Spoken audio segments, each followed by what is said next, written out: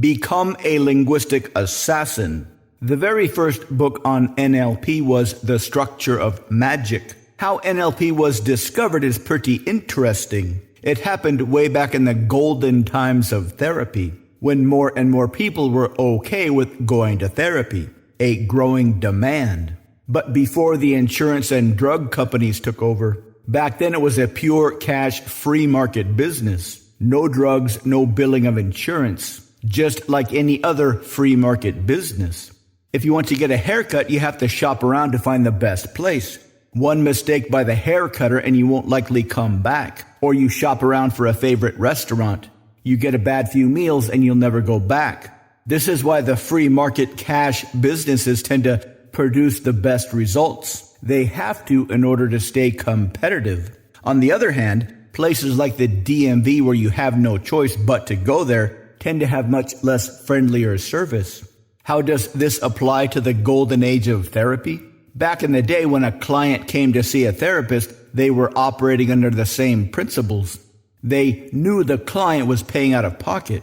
They also knew that other therapists were competing for the growing number of clients. Under this competitive free market scenario, therapists had to be exceptionally skilled to stay in business. Now you have to shop around for a long time to find a therapist that's not dangerous. They'll either milk your insurance for all it's worth or they'll just give you drugs. But back then, magic words. You'd come in with a problem, they'd use some highly skilled linguistic patterns and spin your head around and solve your problem. NLP was essentially copied from these highly skilled free market therapists.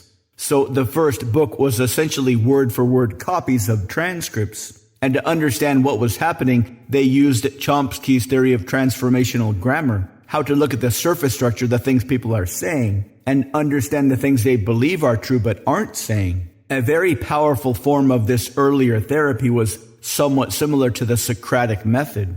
Socrates was famous for proving that nobody really knew anything, that most of our beliefs are made up from a ton of assumptions that we really don't want questioned.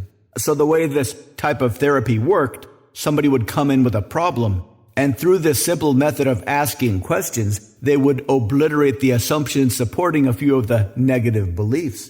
Once they obliterated the underlying assumptions, the belief fell apart and the problem vanished. The same technique can also be used as a very potent weapon. Some loudmouth knucklehead starts blathering on about something, you can stop them dead in their tracks using the same calm questioning process that will destroy all their underlying assumptions, that will make you look like a conversational hero. To learn how, visit mindpersuasion.com/conversational-intelligence.